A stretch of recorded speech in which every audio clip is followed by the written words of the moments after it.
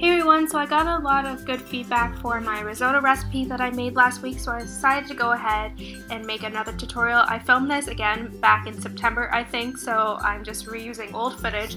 But today I'm going to show you how to make these amazing banana bread muffins that have like a crumble to them.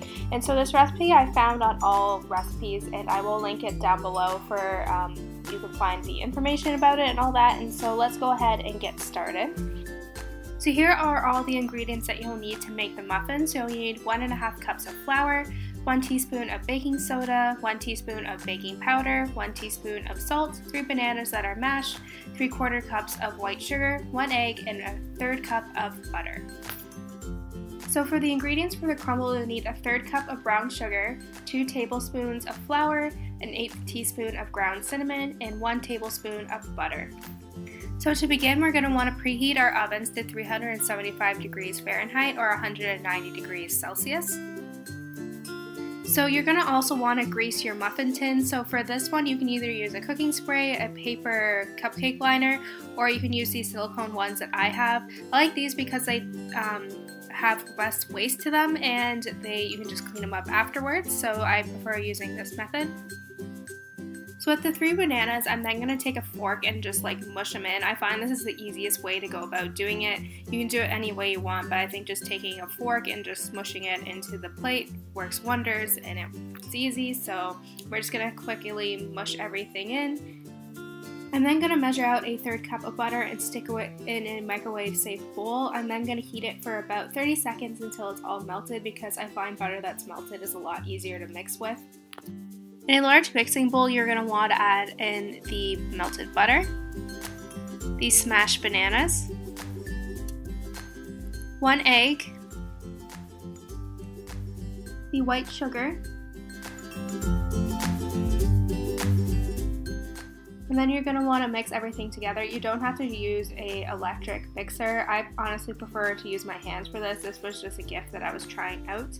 But yeah, you can just mix everything together, and once everything's mixed, you can add in the baking powder, the baking soda, the salt, the chocolate chips if you want some. I always prefer chocolate chips, but hey, that's just me. And then the flour, which I add in 1/2 cup intervals because I find it's easier to mix. Even with I'm doing it by hand, if you do it by half intervals, like 1/2 cup intervals, it's a lot easier to mix, and you don't have to like scrape off the flour out the bottom. So once it's thoroughly mixed, I'm then going to add in the other 1/2 cup of flour and just repeat it until I get the 1.5 cup flour that the recipe calls for.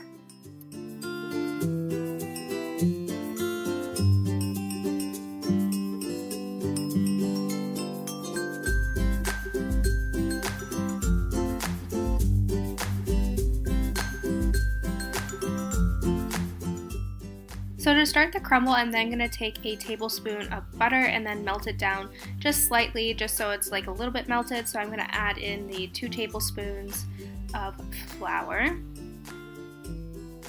And then I'm going to add the 1/3 cup of brown sugar into this mix as well.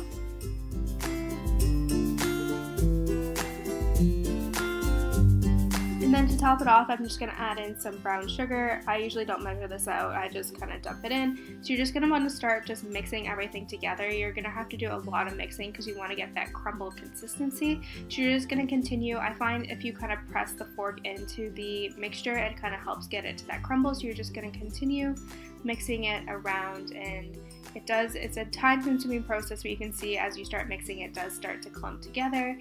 And so once it starts to resemble a texture that we kind of see here, you can see that it's crumbly. It looks like sand that you used to play with, like the sand that would stick together that you can mold into. So once you get this texture, you know you're done and you are all set to get the muffins in the oven. So I'm then going to add the muffin batter to the little tin here. So I usually fill it about almost all the way to full. The muffins don't rise too much, but we don't want it to overflow. So I'm just going to fill each tin with this. And the recipe calls, and it says it makes about 10 muffins, but usually I get 12 out of here. So yeah, just be careful. You don't want it to overflow. It's pretty simple though. So I think I'm just going to add the crumble to the top of the muffins. I usually will do like a tablespoon worth and then just pat it in and then go through all the muffins. And then if I have leftovers, I'll just add the excess to the other muffins and just, yeah, you can never have too much crumble in my opinion. So you're then going to want to place the muffins in the oven, and you should have them in for about 20 minutes or so. It depends on your oven.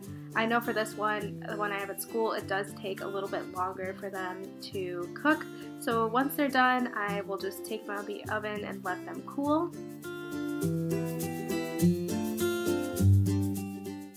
And a way to test if they're ready is you stick a fork in the muffin, and if nothing comes out, then you know they're cooked properly. So what I like to do with the muffin is that once they're all done and cooled down, and then we'll take some tin foil and then I'll wrap the muffin in there. And I like to store it in the freezer, or I'll leave a couple in the fridge. This will be a good breakfast if I'm in a rush, but I find this is a good way so that they don't go to waste, and they're fine if you wrap them in some foil and then put them in like a baggie in the freezer. They'll be perfect, like you just let them defrost in the fridge and you're all set and ready to go. So that's it, guys. I hope you enjoyed this tutorial. Please let me know in the comments below what you think about these muffins. If you've made them, let me know what you think. And yeah, let me know if you want more of these videos in the future. I definitely plan on doing more like lifestyle videos, probably on Fridays and all that. So yeah, don't forget to give this video a thumbs up, and I will see you guys next time. Bye, guys.